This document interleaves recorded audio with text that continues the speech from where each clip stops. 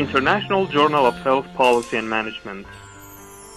Quality and speed are our culture and the keys to our success. Welcome to the audio summary section of the International Journal of Health Policy and Management. We'd like to give you a brief summary of our commentary on an editorial entitled Global Surgery, Informing National Strategies for Scaling Up Surgery in Sub-Saharan Africa by Jade and colleagues. In the editorial, the authors reflect on the Lancet Commission on Global Surgery's report, Global Surgery 2030. This was a landmark report published 3 years ago now, and they wanted to turn a critical eye to how this report has affected actual on-the-ground research and how that's informing national surgical planning. Now, it's well known that top-down strategizing has glaring flaws, and so the authors are very concerned with the bottom-up planning, particularly district-level hospitals where the majority of healthcare takes place in low and middle-income countries. If healthcare from these areas can be backed up by solid research, particularly implementing surgical systems, then bottom-up research can really complement top-down national surgical planning. Research in low and middle-income countries is really lacking. There's a lot of modeling and a lot of expert opinion that is guiding current intervention in low and middle-income countries. What is critically needed is research that examines the issues in the most rural areas in low and middle-income countries. So while research is very limited in low and middle-income countries, it's extremely limited in the rural areas of the low and middle-income countries.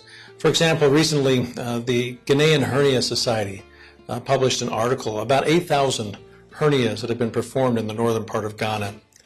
There they found that 84% of the hernia repairs were done in the district-level hospitals, and they were being performed mostly by non-surgeons, up to 66%.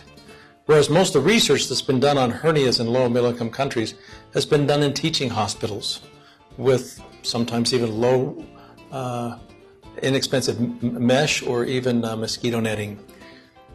And it's mainly done by surgeons. So trying to implement things for non-surgeons that are doing hernia repairs is much different.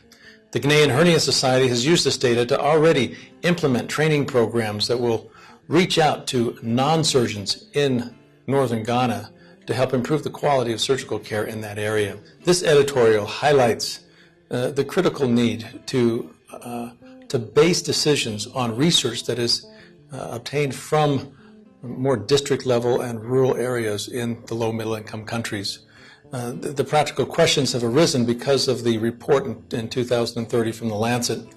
And this editorial builds on that conversation. It actually highlights 5 elements that the editorial puts forth that are critical in building and strengthening healthcare systems. And that includes national policymakers, researchers, approved certified surgical clinicians, as well as a feedback loop that will be able to connect all those together. And most critical to this are truly the clinicians in the rural areas, those that can also participate in the research in the rural areas, so we actually are making decisions on data, not on just modeling.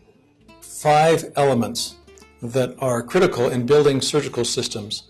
This involving national leaders, researchers, and these researchers need to be not just in the capital, but need to highlight areas in the low resource areas of these low middle income countries.